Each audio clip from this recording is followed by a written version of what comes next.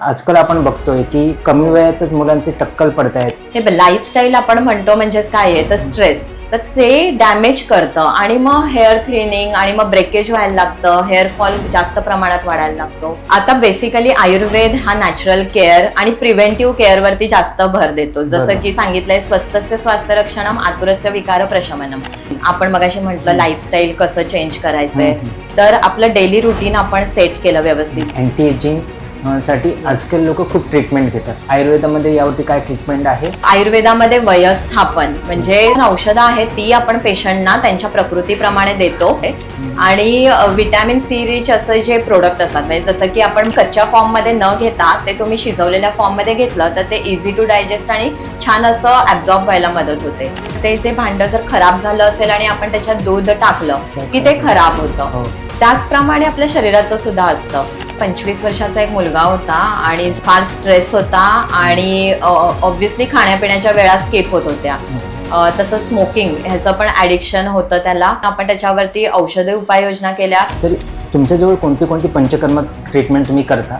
नस्य, बस्ती, वमन, विरेचन यासारखी पंचकर्म. जे कॉमन लोक आहेत जे आता हा पॉडकास्ट बघतात त्यांना तुम्ही असे काही बेसिक टिप्स सांगू शकता का जे त्वचेसाठी आणि आपल्या केसांसाठी गरजेचे आहेत? Early detection is also important की हे त्रास नक्की कशामुळे होत आहेत ते बघणं खूप गरजेचं आहे. नमस्कार मित्रांनो, आजच्या धावपळीच्या जीवनात आपण बघतोय की लोकांचे केस लवकर पांढरे होत आहेत, केस गळत आहेत, केसामध्ये डॅन्ड्रफ होतोय, त्याचप्रमाणे त्वचेच्या समस्या वाढल्या आहेत, त्वचेवरती पिंपल्स येत आहेत. या सगळ्या समस्यांचं कारण काय आहे हे जाणून घेण्यासाठी आज आपल्यासोबत आहेत डॉक्टर सोनाली सावंत. ते MD इन आयुर्वेद आहेत. त्याचप्रमाणे त्यांचं ठाणे येथे विश्वस्वरूप आयुर्वेद आणि पंचकर्मा सेंटर आहे. येथे सगळ्या प्रकारचे ट्रीटमेंट आयुर्वेदाच्या माध्यमातून आणि पंचकर्माचा वापर करून केल्या जातात. तर आज आपण जाणून घेणार आहोत या सगळ्या समस्यांचं निदान काय आहे. नमस्कार मॅडम. नमस्कार. तुमच्या या पॉडकास्टमध्ये खूप खूप स्वागत. Thank you so much. मॅडम, आजकाल आपण बघतोय की कमी वयातच मुलांचे टक्कल पडतायत किंवा त्यांचे केस पांढरे होत आहेत. तर या मागचे नेमके कारण काय आहेत? चांगलं दिसणं कोणाला आवडत नाही. तर कॉन्फिडन्स हा येतो जेव्हा चांगले केस असतील, चांगली स्किन असेल तर एक आपोआपच आतून कॉन्फिडन्स येतो. आणि आजकाल आपण बघतोय की लाईफस्टाईल खूप चेंज झालेली आहे. इव्हन स्ट्रेस पण जास्त लोक घेत आहेत. त्याशिवाय म्हणजे हे एकूणच आपल्या लाईफस्टाईलमुळे स्ट्रेस फार वाढलेला आहे. त्याशिवाय आपण बघतोय की फार जास्त धावपळ होतीये, ट्रॅव्हलिंग जास्त होतंय, शिवाय पोल्युशन पण फार वाढलेलं आहे. तर आता कसं असतं माहितीये, स्किन हे आपली आहे त्याचे डर्मिस एपिडर्मिस 2 लेअर सांगितलेले आहेत. आयुर्वेदामध्ये त्याचे 7 लेअर सांगितलेले आहेत. तर आपली स्किन ही असते ती सतत एखाद्या गोष्टीला जर एक्सपोज होत असेल तर नक्कीच त्याचे इफेक्ट त्याच्यावरती दिसायला लागतात. त्याचप्रमाणे झोपेचा अभाव म्हणजे अपुरी झोप, जागरण होत असेल तर या दोन्हीचा सुद्धा परिणाम आपण स्किन आणि हेअर ह्याच्यावरती झालेला बघतो. आता हे झाले लाईफस्टाईलशी रिलेटेड काही घटक. आणि काही आजार सुद्धा असे आहेत जसं की डायबिटीस आहे, थायरॉइड आहे, हे सुद्धा यंग जनरेशन मध्ये खूप आता दिसून येत आहेत. ते लाईफस्टाईलमुळेच आपण म्हणू, ते आजार आता लाईफस्टाईलमुळेच दिसून येत आहेत. तर हे आजारांचे परिणाम सुद्धा हेअर आणि स्किनला खूप अफेक्ट करतात. मग लाईफस्टाईल कशी असली पाहिजे यासाठी? लाईफस्टाईल चेंजेस म्हणजे आता आपण बघू की पहिलं गोष्ट म्हणजे स्ट्रेस घेणं प्रत्येक गोष्टीचा किंवा ओव्हर थिंकिंग करणं. या गोष्टी आपण योगा, प्राणायाम तसंच आपल्या दैनंदिन जीवनामध्ये एक्झरसाइजचा इन्क्लूड करणं. तसंच ज्या गोष्टी आपल्याला फार आवडतात जसं की म्युझिक आहे किंवा आपला काही एखादा छंद असेल, हॉबी असेल तर ती जोपासणं, या गोष्टींमधून सुद्धा आपण फार छान चेंजेस करू शकतो. जेणेकरून हॅपी हॉर्मोन्स आपण म्हणतो ते स्रवायला मदत होऊ शकतं. त्यांचं सिक्रेशन वाढलं की ऑब्व्हियसली हेअर आणि स्किनवरती त्याचे चांगले इफेक्ट दिसणारच आहेत. शिवाय आता आपण म्हणतो की जागरण, आता हे जागरण सुद्धा आपण 7 ते 8 तास ही पूर्ण झोप व्हायलाच पाहिजे. आणि ती जर अपुरी झोप झालेली असेल तर मात्र त्याचे इफेक्ट ऑब्व्हियसली दिसणार आहेत स्किन आणि हेअरवरती. कारण की कॉर्टिझोल नावाचा हॉर्मोन आहे तो जास्त प्रमाणात वाढतो आणि मग कॉर्टिझोल हॉर्मोन जेव्हा वाढतो तेव्हा मग स्किनमध्ये एजिंग लवकर होणं किंवा पिगमेंटेशन होणं, त्याशिवाय हेअर फॉल, हेअर डॅमेज होणं, या सगळ्या गोष्टी दिसायलाच लागतात. आणि यात डाएटचा किती रोल आहे? डाएटचा नक्कीच रोल आहे. कारण बघ, फास्ट फूडचं प्रमाण हे जास्त वाढलेलं आहे आणि बाहेरचं आउटसाइड फूड आपण म्हणा, या सगळ्या गोष्टींमध्ये फार जास्त प्रमाणात शुगर, प्रिझर्वेटिव्ह अशा गोष्टी तर नक्कीच असतात. आणि काही गोष्टी आपल्या आयुर्वेदामध्ये सांगितलंय की ना, विरुद्ध अन्न. आता विरुद्ध अन्न म्हणजे काय की जास्त करून आहे ना टेस्टचा विचार केलेला असतो. जर आपण बघू तर बाहेरचं जेवण, तर आउटसाइड फूडमध्ये टेस्टचा विचार जेव्हा जास्त असतो तेव्हा ते लोक काही गोष्टी जसं की मिल्क आहे आणि त्याच्यामध्ये मग टोमॅटो आहे. आता हे झालं म्हणजे पास्ता वगैरे सारखे प्रिपरेशन्स असतात, त्याच्यामध्ये आपण मोस्टली बघतो की चीज, मिल्क, पनीर असेल किंवा मग टोमॅटो असेल, या सगळ्याच कॉम्बिनेशन एकत्र केलं जातं. असे बरेचसे पदार्थ आहेत ज्याच्यामध्ये क्रीम वापरलं जातंय आणि मग आंबट गोष्टी वापरल्या जातात. तर हे सगळं विरुद्ध अन्न किंवा मसालेदार पदार्थ जे आयुर्वेदाने विदग्ध असे सांगितलेले आहेत, या सगळ्याच गोष्टी वात आणि पित्त इम्बॅलन्स करतात आणि मग त्याचेच इफेक्ट मग स्किनवरती किंवा मग केसांवरती दिसून येतात आपल्याला. मग ते अकाळी पांढरे होणं केस असेल किंवा मग गळणं असेल, त्या सगळ्या गोष्टी व्हायलाच लागतात. ओके. आता केस पांढरं होण्याचं प्रमाण खूप वाढलेलं आपण बघतो. समजा आता केस पांढरे झाले, त्याच्यावरती काही लोक हेअर ड्रायर म्हणजे वेगवेगळ्या हेअर ट्रीटमेंट्स करतात. मग त्याचा काही साईड इफेक्ट होतो का? नक्कीच. हेअर स्ट्रेटनिंग असेल, हेअर स्मूथनिंग असेल किंवा मग लगेचच कलर वगैरे करतात. यंग मुली सुद्धा आता बऱ्यापैकी वेगवेगळे कलर ट्राय करतात केसांसाठी, त्यांचं म्हणजे छान असं पर्सनॅलिटी दिसावी म्हणून. पण नक्कीच या सगळ्या केमिकल प्रोसेस, कारण ह्याच्यामध्ये केमिकल्स वापरले जातात जसं की अमोनिया असेल, फॉर्माल्डिहाइड असेल, जे काही हे केमिकल्स ते वापरतात ह्याचे नक्कीच क्युम्युलेटिव्ह म्हणजे ते साठतात कुठेतरी शरीरामध्ये ह्या गोष्टी, किंवा मग त्याचे लॉंग टर्म इफेक्ट फारच वाईट होऊ शकतात शरीरावरती.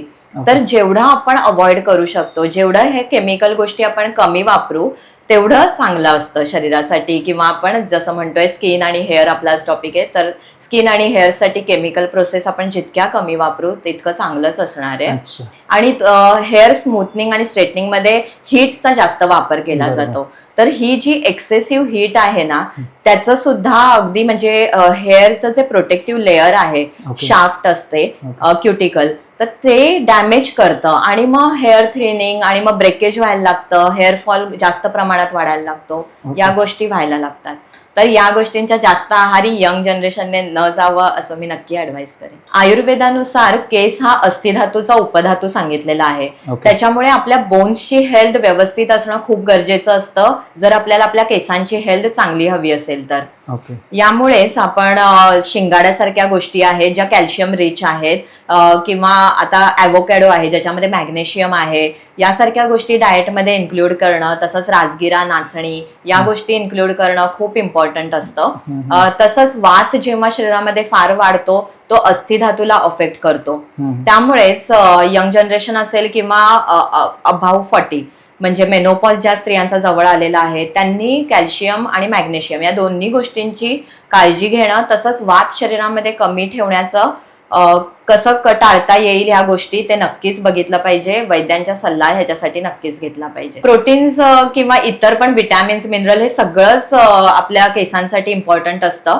कारण जेव्हा हे न्यूट्रियंट्स ॲब्झॉर्ब होतात तेव्हाच आपल्या केसांना न्यूट्रिशन मिळतं आणि आपल्या रूट्सना एक छान असं स्ट्रेंथ मिळतं आणि मग हेअर छान ग्रो होतात.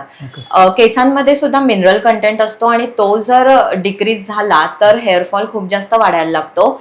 त्यामुळेच एक बॅलन्स डाएट घेणं खूप इम्पॉर्टंट आहे. पण याच्यावरती आयुर्वेदामध्ये काय ट्रीटमेंट आहे? आता बेसिकली आयुर्वेद हा नॅचरल केअर आणि प्रिव्हेंटिव्ह केअर वरती जास्त भर देतो. जसं की सांगितलंय, स्वस्थस्य स्वास्थ्य रक्षणम आतुरस्य विकार प्रशमनम, म्हणजे स्वस्थ व्यक्तीने कसं स्वास्थ्य स्वतःचं हे करायचंय ते आयुर्वेदाने सांगितलेलं आहे.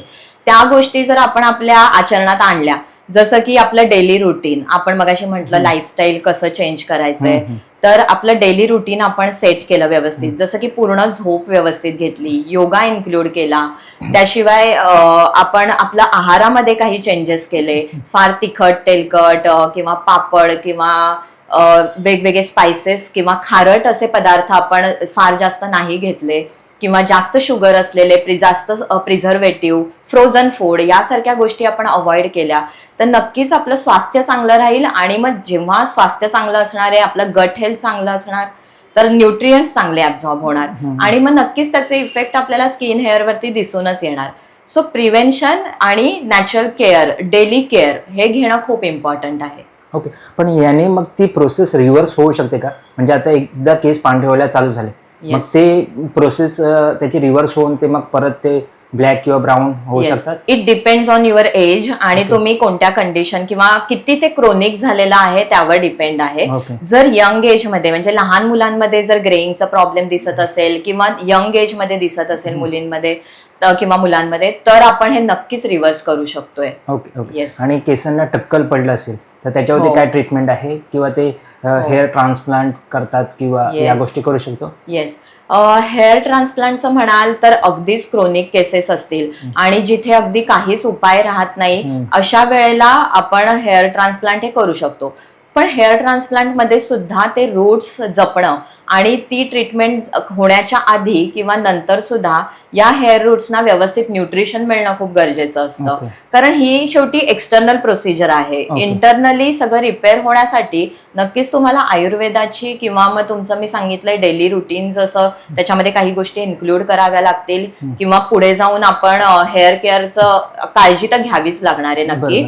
पण अगदीच क्रोनिक कंडिशन मध्ये ह्या गोष्टी आपण करू शकता. पण जेव्हा आजार माइल्ड असेल किंवा तो बरा होण्यासारखा असेल तर प्रथमतः नक्कीच आयुर्वेदिक वैद्य किंवा डॉक्टरांचा सल्ला घेऊन औषधोही उपचार आणि काही प्रोसिजर आहेत, पंचकर्म आहेत, यांच्या उपायांनी पहिले आपण हेअर ग्रोथ व्यवस्थित करू शकतो. जसं की आयुर्वेदामध्ये लीच थेरपी आहे, वेधन थेरपी आहे. या दोन्ही गोष्टींनी हेअर रिग्रोथ, जिथे टक्कल आहे तिथे सुद्धा आपण म्हणजे केसांची रिग्रोथ हे केलेलं आहे. Okay okay. तुमच्या इथे मॅडम ज्या क्लिनिकमध्ये पेशंट येतात त्यांच्या प्रामुख्याने कोणत्या समस्या असतात आणि तुम्ही त्याच्यावरती काय उपाय करता? येस, आपल्याकडे मोस्टली आता स्किनचं आपण बोललो तर यंग मुलींमध्ये ऍक्नेचं प्रमाण आहे, जे हॉर्मोनल चेंजेसमुळे सुद्धा असतं आणि काहींचं गट हेल्थ व्यवस्थित नसतं तर त्याचं प्रमाण आहे. शिवाय फंगल इन्फेक्शन खूप जास्त वाढतं जसं सीझन चेंजेस होतात, म्हणजे पावसाळा सुरू झालाय किंवा जेव्हा दमट वातावरण आहे आणि मुंबईतलं वातावरण जर आपण बघितलं तर फारच ते दमट असतं, त्यामुळे मग इथे फंगल इन्फेक्शनचे जास्त पेशंट असतात आणि ते आपल्याकडे खूप छान पद्धतीने बरे होऊन जातात. बस्ती म्हणून पंचकर्म आहे आणि काही पेशंट अगदी 15 दिवसांच्या औषधांमध्येच अगदी सिग्निफिकंट रिलीफ असं आपण त्यांना मिळवून देतो. त्याशिवाय आपल्याकडे सोरायसिसचे पेशंट येतात तर ते सुद्धा आपण लीच थेरपी आहेत आपल्याकडे. त्याशिवाय औषधं आहेत, आयुर्वेदिक डिटॉक्सिफिकेशन थेरपीज आहेत, वमन विरेचन सारख्या, त्याने सुद्धा खूप छान असा सोरायसिसच्या पेशंटना सुद्धा रिलीफ मिळतो. जसं आपण मॅडम म्हणालो की केस पांढरं होणं असेल किंवा लवकर टक्कल पडणं, तर त्याचप्रमाणे अजून एक प्रॉब्लेम खूप मोठा आहे, तो म्हणजे केसांना मध्ये डॅन्ड्रफ येणं. त्याच्यावरती काय सोल्युशन आहे? येस, डॅन्ड्रफ मेनली आहे ना, आता आपल्या आयुर्वेदामध्ये ना आपण आधी प्रकृती परीक्षण करतो. हे काय असतं तर वात, पित्त, कफ अशा 3 प्रकृती सांगितलेल्या आहेत. मोस्टली डॅन्ड्रफ हा कफ प्रकृतीच्या लोकांमध्ये जास्त प्रमाणात बघितला जातो. त्यांचा जो स्काल्प असतो तो फार जास्त ऑइली असतो आणि काही पेशंट असतात त्यांच्यामध्ये जास्त ऑइलिंग म्हणजे ते तेल जास्त लावण्याचं सुद्धा प्रमाण असतं. तर त्यामुळे काय होतं की जे पोर्स असतात ना स्काल्प मधले ते क्लॉग होतात आणि मग जर त्यांचं क्लिनिंग नीट नाही केलं तर ते पोर्स आहेत ते ब्लॉक होतात आणि त्याच्यामुळे मग हळूहळू डॅन्ड्रफ होणं वगैरे ह्या सगळ्या गोष्टी व्हायला लागतात. त्याचप्रमाणे स्काल्पमध्ये फार जास्त ड्रायनेस कधी कधी वाढतो. स्काल्प सोरायसिस म्हणून एक प्रकार आहे, ह्याच्यामध्ये सुद्धा आपण स्केलिंग बघतो, तो पण डॅन्ड्रफ सारखाच प्रकार आहे.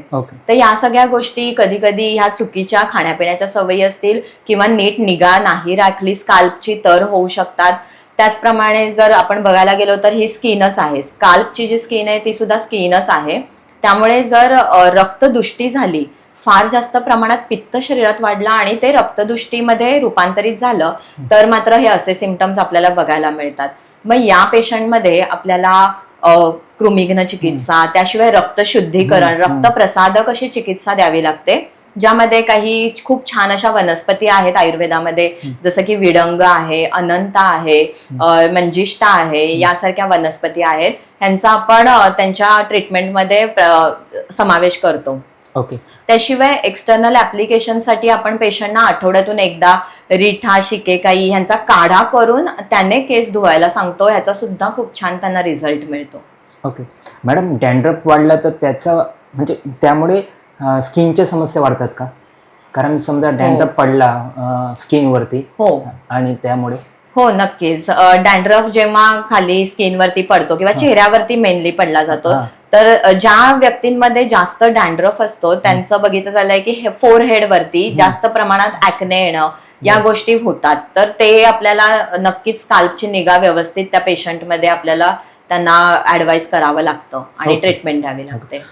जसं तुम्ही म्हणालात की तेल लावणं असेल तर तेल हे कोणतं लावलं पाहिजे, किती वेळा लावलं पाहिजे, याबद्दल काय सांगा? येस, नक्कीच. सगळ्यांमध्येच फार कन्फ्युजन असतं की ऑइलिंग किती वेळा केलं पाहिजे, डेली केलं पाहिजे का?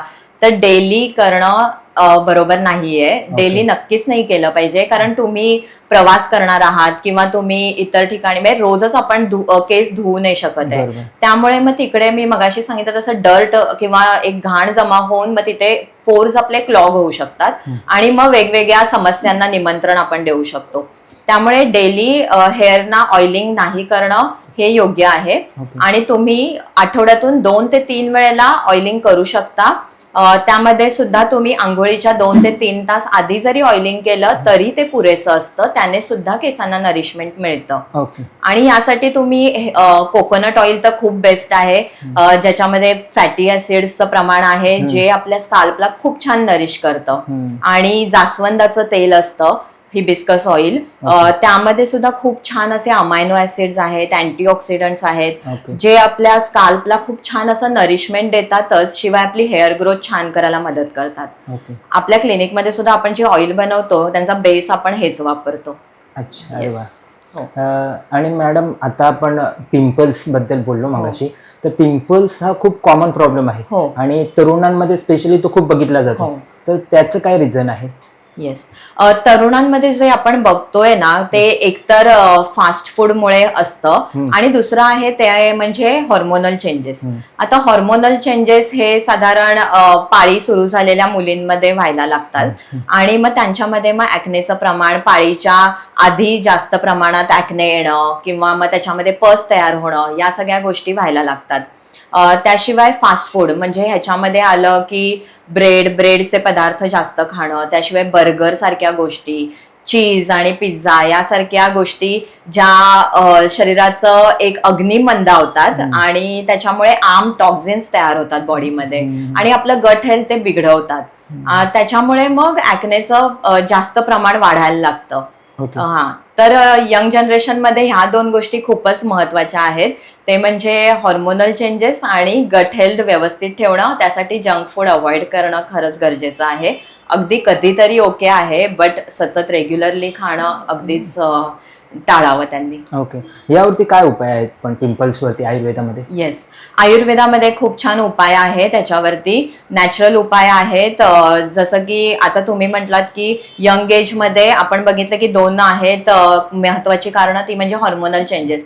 तर हॉर्मोनल चेंजेस मध्ये इस्ट्रोजेन हा फिमेल्स मध्ये खूप इम्पॉर्टंट हॉर्मोन असतो, तर ते आपण सुधारणारी औषधं देतो, हॉर्मोनल इम्बॅलन्स व्यवस्थित होण्यासाठी औषधं देतो. आणि त्याशिवाय रक्तप्रसादक औषधं आहेत, जसं मी सांगितलं की अनंतासारख्या वनस्पती आहेत, जसं की आयुर्वेदाने सांगितलेलं आहे अनंता मंजिष्ठा, सगळ्यांनाच माहिती आहे की निंब आहे ज्याचे अँटीबॅक्टेरियल प्रॉपर्टीज आहेत.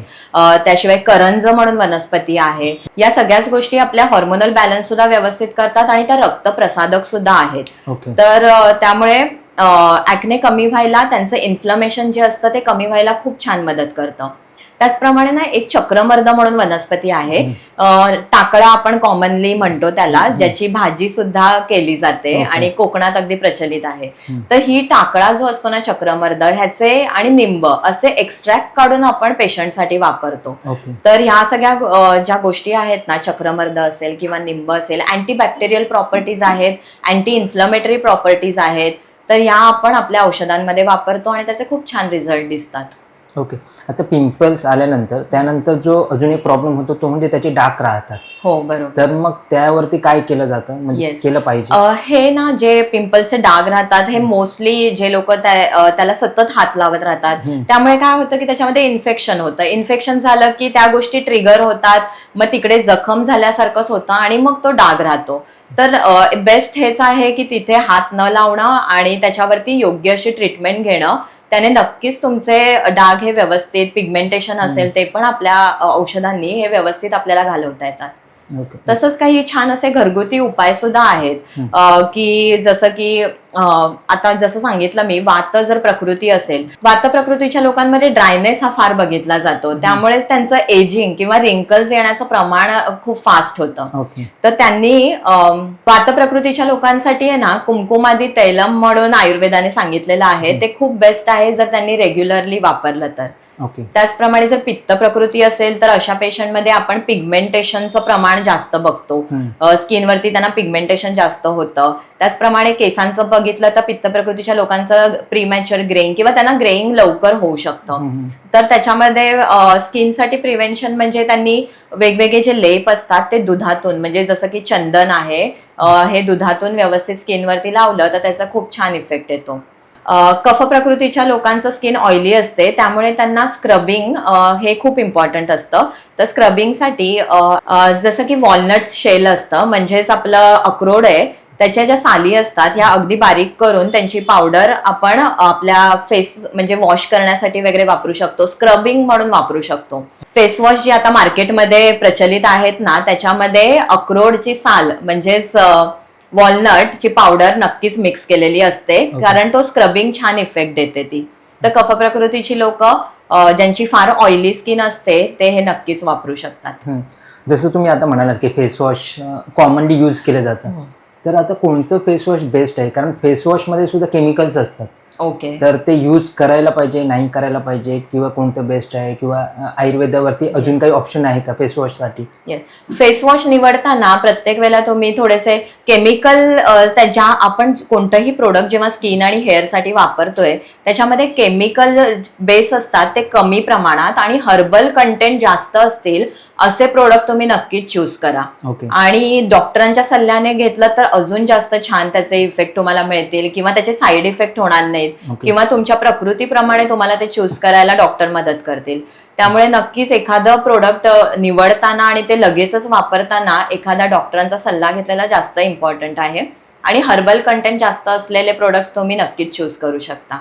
मॅडम, आता आपण बघतोय की कोणते सुद्धा फॅमिली फंक्शन असेल किंवा कोणतेही फंक्शन असेल, स्त्रिया असेल पुरुष असेल मेकअप करतात, मोस्टली स्त्रिया. तर हे मेकअप केले पाहिजेत, नाही केले पाहिजेत, किंवा केल्यानंतर काय काळजी घेतली पाहिजे, याचे काय साईड इफेक्ट्स असतात, याबद्दल काय सांगा? नक्कीच कधी कधी मेकअप करणं आणि तो म्हणजे टाळता येत नाही अशा ठिकाणी आपल्याला फंक्शन्स असतील किंवा काहींचं प्रोफेशन असतं, जसं की एअर हॉस्टेस असतील वगैरे, किंवा ज्या रिसेप्शन डेस्कवर असतात, ऍक्टर्स असतात, एक्झॅक्टली, त्यांना मेकअप हा सतत लावणं अगदी गरजेचं असतं. तर अशा लोकांनी स्क्रबिंग, टोनिंग आणि क्लिनिंग हे ज्या स्टेप्स असतात तर त्या आयुर्वेदिक वेने वापरल्या तर जास्त चांगल्या आहेत. आता स्क्रबिंगसाठी ना संत्र्याच्या सालीचं पावडर किंवा मग मी मगाशी सांगितलं तसं वॉलनटची जी म्हणजे आपल्या अक्रोडच्या शेलची जी पावडर असते, या गोष्टी त्या स्क्रबिंगसाठी वापरू शकतात. संत्र्याची सालीचं पावडर आहे ना अगदी छान असं व्हिटॅमिन सी रिच असतं, म्हणजे आपण पल्पपेक्षा पण सालीमध्ये जास्त व्हिटॅमिन सी घटक दिसतो. तर हा स्क्रबिंगसाठी वापरला तर नक्कीच व्हिटॅमिन सी नॅचरली त्यांच्या स्किनमध्ये ऍब्झॉर्ब व्हायला मदत होईल आणि नक्कीच त्यांना फायदा होईल. त्याचप्रमाणे आता हे क्लिनिंग, म्हणजे जर त्यांना तो मेकअप काढताना, रिमूव्ह करताना तर क्लिनिंग करायचंय तर त्यांनी नक्कीच दुधाचा वापर आणि त्याच्यामध्ये थोडंसं चंदन मिक्स किंवा कोरफडीचा गर या गोष्टींचा वापर ते करू शकतात. ह्याचा खूप छान त्यांना मॉइश्चरायझेशन पण मिळायला मदत होऊ शकते. शतधौतघृत हे त्या मॉइश्चरायझेशन म्हणून अगदी नाईट क्रीम म्हणून सुद्धा वापरू शकतात. म्हणजे मग हे मेकअपचे जे काही त्यांच्यावरती निगेटिव्ह इफेक्ट्स येतात वगैरे हे दूर व्हायला, किंवा जो ड्रायनेस आलाय मेकअप जास्त वापरल्यामुळे तर तो निघून जायला सुद्धा खूप छान मदत होईल जर शतधौताचा वापर केला. मॅडम, आपण बघतो की अँटी एजिंग साठी आजकाल लोक खूप ट्रीटमेंट घेतात वेगवेगळ्या प्रकारची. तर आयुर्वेदामध्ये यावरती काय ट्रीटमेंट आहे Yes. आणि आपण आपल्या क्लिनिकमध्ये कोणती ट्रीटमेंट करता? येस, नक्कीच. आयुर्वेदामध्ये वयस्थापन म्हणजे तुमचं एजिंग थांबवणारं किंवा लांबवणारं असं एक गण सांगितलेला आहे चरकाचार्यांनी. तर ही जी वयस्थापन औषधं आहेत ती आपण पेशंटना त्यांच्या प्रकृतीप्रमाणे देतो. त्याशिवाय आवळा हा उत्तम व्हिटॅमिन सी आणि अँटी एजिंग आहे हे आता सगळ्यांनाच माहिती झालेलं आहे. त्यामुळे त्यापासून बनवलेला च्यवनप्राश हा सगळ्यांनी अगदी नियमित सेवन करावा, हे अगदीच रेकमेंडेबल आहे. आणि व्हिटॅमिन सी रिच असं जे प्रोडक्ट असतात म्हणजे जसं की आपण मोरावळा आहे, आवळ्याचं जे काही आपण प्रिपरेशन करून घेऊ शकतो, पण मी रेकमेंड करेन की कच्च्या फॉर्म मध्ये न घेता ते तुम्ही शिजवलेल्या फॉर्म मध्ये घेतलं तर ते इझी टू डायजेस्ट आणि छान असं ऍब्झॉर्ब व्हायला मदत होते. तर मोरावळा असेल, च्यवनप्राश असेल, असे हे जे आवळ्याचे प्रोडक्ट्स आहेत ना हे तुम्ही नक्कीच तुमच्या रोजच्या तुमच्या लाईफस्टाईल मध्ये नक्कीच इन्क्लूड करा. ह्याने तुम्हाला अँटी एजिंग इफेक्ट सुद्धा मिळतील. आणि नक्की मी सांगेन की वैद्यांच्या सल्ल्याने वयस्थापन गणाविषयी पण तुम्ही माहिती करून घ्या की हा अँटी एजिंग खूप छान इफेक्ट देतो. आणि दुसरी गोष्ट म्हणजे लाईफस्टाईल चेंजेस हे तर करणं खूपच गरजेचं आहे. कारण झोप व्यवस्थित असणं, स्ट्रेस कमी असणं, योगा व्यवस्थित करणं, या सगळ्या गोष्टी सुद्धा अँटी एजिंग इफेक्ट आपल्याला नक्कीच देतात. ओके मॅडम, तुमच्या इथे जे पेशंट येतात ते प्रामुख्याने तुम्हाला असं काय वाटतं की कोणत्या चुका करतात किंवा ते अवॉइड केल्या जाऊ शकतात किंवा ह्या गोष्टी सर्वांना माहितीच पाहिजेत, म्हणजे महत्त्वाच्या गोष्टी अशा कोणत्या सांगाल? हो, नक्कीच. आता मी बघते की थायरॉइडचं प्रमाण खूप जास्त वाढलेलं आहे. तर अनुवंशिक सुद्धा हल्ली नसतं ते. हे बेसिकली मी बघितलंय की लाईफस्टाईल चेंजेसच आहेत, ज्यामध्ये मोस्टली मी बघते की खाण्यापिण्याच्या वेळा व्यवस्थित न पाळणं, म्हणजे ब्रेकफास्टची वेळ स्किप करणं, त्याच्यानंतर लंच स्किप करणं आणि मग जेव्हा नाही खायला पाहिजे इव्हिनिंग टाइम मध्ये जास्त प्रमाणात आहार घेणं. यामुळे काय होतंय की डायजेशन इम्पेअर होतंय आणि मग गट हेल्थ बिघडते आणि त्यामुळेच मग हे सगळे आजार जसं की थायरॉइड आहे, डायबेटीस आहे, शिवाय मग स्किन रिलेटेड काही प्रॉब्लेम्स आहेत हे लवकर सुरू झालेले दिसतात आपल्याला. तर नक्कीच तुम्ही तुमच्या खाण्यापिण्याच्या वेळा ज्या आहेत त्या फिक्स करून त्या व्यवस्थित पाळल्या पाहिजेत. जसं की ब्रेकफास्ट आहे तो वेळेवर घेणं, लंच स्किप न करणं आणि संध्याकाळी 7च्या आधी आपलं डिनर संपवणं. जर शक्य नसेल तर रात्री 7 नंतर तुम्ही लिक्विड घेऊ शकता, जसं की सूप आहे किंवा जास्तीत जास्त भाकरी घेऊ शकता, पण हेवी खाणं टाळणं हे नक्कीच करू शकता. जसं तुम्ही म्हणालात मॅडम की गट हेल्थ चांगली असणं खूप गरजेचं आहे, तर ही गट हेल्थ चांगली ठेवण्यासाठी काय केलं जाऊ शकतं? म्हणजे काही लोक उपवास सुद्धा करतात, तर असं काही किंवा काय आहे, तुम्हाला काय वाटतं? येस, गट हेल्थ चांगली ठेवण्यासाठी एकतर वेळेवर जेवणं खूप इम्पॉर्टंट आहे, आउटसाइड फूड अवॉइड करणं खूप गरजेचं आहे. त्याशिवाय विरुद्ध अन्न जसं आहे की दूध आणि आंबट गोष्टींचा किंवा दूध आणि फळांचा वापर, मिल्कशेकचा वापर, ह्या ज्या गोष्टी आहेत त्या व्यवस्थित माहिती करून घेणं आणि त्या अवॉइड करणं खूप गरजेचं आहे. या सगळ्या गोष्टींबरोबरच आयुर्वेदामध्ये काही पंचकर्म सांगितलेली आहेत. कसं असतं बघा, एखादं दुधाचं भांडं आहे आणि आपण ते जे भांडं जर खराब झालं असेल आणि आपण त्याच्यात दूध टाकलं की ते खराब होतं. त्याचप्रमाणे आपल्या शरीराचं सुद्धा असतं. म्हणजे आपण जर आपल्या शरीराचं क्लिन्झिंगच आतून झालं नाही तर आपण कितीही न्यूट्रियंट्स घेतले किंवा आपण कितीही छान असं खाल्लं असेल तरी ते ऍब्झॉर्बच होत नाही, किंवा आपण काही मेडिसिन घेत असू तरी ते ऍब्झॉर्ब होत नाहीत. त्यामुळेच गरजेचं आहे की बस्ती सारखे पंचकर्म आहेत, विरेचन सारखे पंचकर्म आहेत. तुमची प्रकृती ओळखून तुम्हाला आम्ही ते पंचकर्म सांगतो आणि मग ते करून घेणं खूप इम्पॉर्टंट असतं, ज्याच्यामुळे डिटॉक्सिफिकेशन होतं आणि तुमचं गट हेल्थ सुधारायला नक्कीच मदत होते. ओके, गट हेल्थसाठी पाणी पण पुरेसे पिणं महत्त्वाचं आहे. नक्कीच. कसं झालंय, आता सगळीच जण एसी मध्ये, एअर कंडिशन मध्ये बसून वर्क करतात, त्यामुळे मग पाण्याचं आपल्याला भानच राहत नाही की आता आपल्याला गरजेचं आहे की नाही पाणी.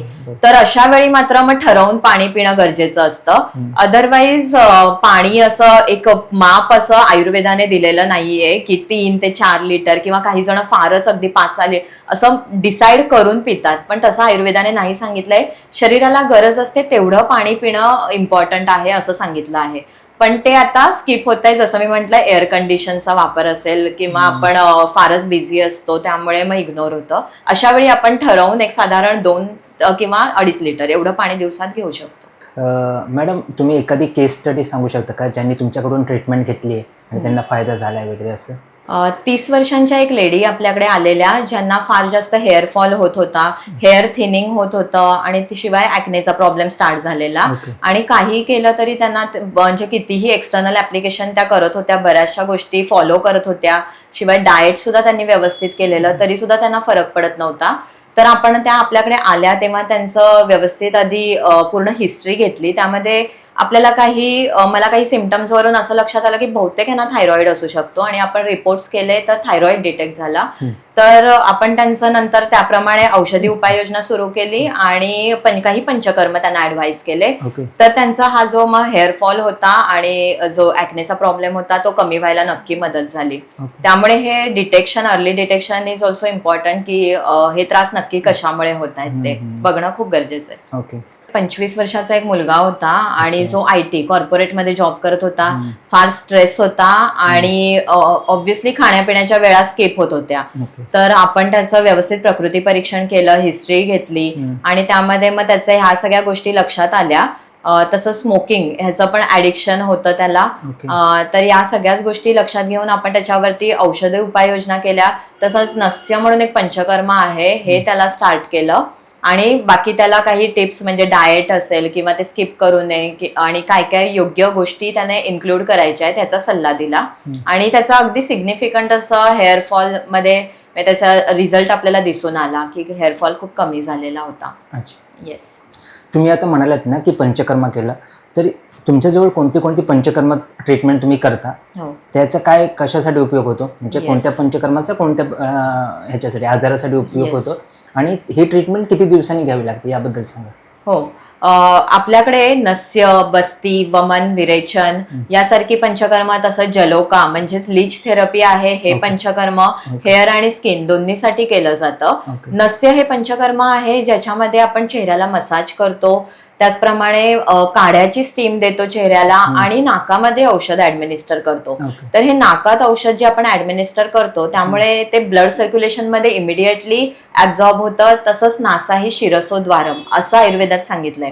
म्हणजेच काय, तर नाकात टाकलेलं औषध हे आपल्या ब्रेन पर्यंत पोचायचं काम करतं. तर नस्य हे असं काम करतं, त्यामुळे हॉर्मोनल जर इम्बॅलन्स असेल तर तो व्यवस्थित व्हायला मदत होतं, हॉर्मोन बॅलन्स व्हायला मदत होतात नस्य ह्या ट्रीटमेंटमुळे. आणि जर गट हेल्थच व्यवस्थित नसेल तर मात्र बस्ती असेल, विरेचन असेल, यासारखे पंचकर्म आपल्याला करावे लागतात, ज्यामध्ये एनेमा असतो, काढा, ऑइल यासारख्या गोष्टींचा बस्तीमध्ये. विरेचन मध्ये आपण काही औषधी तुप देऊन नंतर जुलाबा वाटे पित्त दोष बाहेर काढतो आणि मग रक्तशुद्धी व्हायला मदत होते आणि मग पेशंटचे जे हे स्किन किंवा हेअर रिलेटेड प्रॉब्लेम असतील ते सुधारायला नक्कीच मदत होते. ही पंचकर्म किती वेळा करावी लागतात?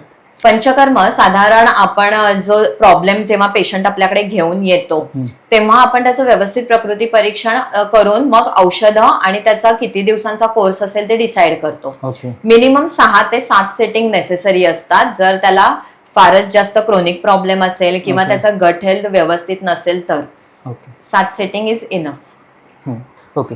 आता जे कॉमन लोक आहेत जे आता हा पॉडकास्ट बघतात त्यांना तुम्ही अशा काही बेसिक टिप्स सांगू शकता का जे त्वचेसाठी आणि आपल्या केसांसाठी गरजेचे आहेत? ऍब्सोल्युटली. एक गोष्ट आहे जी म्हणजे अभ्यंग. अभ्यंग म्हणजेच काय, तर ऑइलिंग व्यवस्थित करणं. आणि ते मी मगाशी पण सांगितलं तसं फक्त आठवड्यातून 2 वेळेला आणि पाहिजे तर आंघोळीच्या 2 ते 3 तास आधी असं जरी ऑइलिंग केलं तरी ते प्रॉपर आहे. आणि प्रॉपर पद्धतीने केसांना व्यवस्थित ऑइलिंग करणं आणि त्यांना नरिशमेंट देणं हे खूप इम्पॉर्टंट आहे. त्याचप्रमाणे नस्य मी सांगितलं हे तुम्ही घरी सुद्धा करू शकता. अणुतेल म्हणून असतं, त्याचे ड्रॉप्स तुम्ही एक नागपुडीमध्ये किंवा अगदीच आपलं गाईचं शुद्ध तूप हे मेल्ट करून सुद्धा एक नागपुडीमध्ये असं एक ड्रॉप नागपुडीमध्ये टाकू शकता. हे नस्य तुम्ही घरच्या घरी करू शकता. ह्याचे पण छान रिझल्ट तुम्हाला केसांसाठी, स्किनसाठी मिळू शकतात. त्याचप्रमाणे पुरेशी झोप घेणं 6 ते 8 तास हे खूप इम्पॉर्टंट आहे. तसंच न्यूट्रियंट्स म्हणजे सकाळी उठल्यावरती 2 बदाम, 1 अक्रोड, तसंच 15 ते 20 काळ्या मनुका ह्या इन्क्लूड करणं खूप गरजेचं आहे. म्हणजेच आपलं व्यवस्थित वेळेवर जेवण घेणं हे इम्पॉर्टंट आहे. तर या सगळ्याच गोष्टी आपण फॉलो केल्या तर त्याचे नक्कीच खूप छान असे रिझल्ट स्किन हेअरच्या चांगल्या ग्रोथसाठी आणि छान दिसण्यासाठी नक्कीच उपयोगी होऊ शकतं. मॅडम असे कोणते प्रोडक्ट्स आहेत जे तुम्ही क्लिनिकमध्ये बनवता? येस, आपल्या क्लिनिकमध्ये क्रीम आहे ग्लिंट क्रीम म्हणून, जे आपण तुपाच्या पेस्ट पासून बनवतो. त्याशिवाय आपल्याकडे फेस पॅक आहे अवेलेबल. तसंच आपण च्यवनप्राश जो व्हिटॅमिन सी युक्त आणि केस आणि स्किनच्या अगदी छान अशा हेल्थसाठी इम्पॉर्टंट आहे, तो आपण क्लिनिकमध्येच बनवतो. ओके. धन्यवाद मॅडम, तुम्ही पॉडकास्टसाठी वेळ दिलात. खूप महत्त्वाची माहिती मिळाली. तर हा पॉडकास्ट तुम्हाला कसं वाटला कमेंट्स करून नक्की सांगा. मॅडमचं क्लिनिक हे ठाण्यामध्ये आहे, तर तुम्ही इथे व्हिजिट करू शकता आणि तुम्हाला काही प्रॉब्लेम्स असतील तर तुम्ही त्यांच्याशी कन्सल्ट करू शकता. मॅडमचे सर्व क्लिनिकचे डिटेल्स आणि कॉन्टॅक्ट नंबर या व्हिडिओच्या डिस्क्रिप्शनमध्ये आहे. भेटू पुढच्या पॉडकास्टमध्ये. तोपर्यंत काळजी घ्या. धन्यवाद.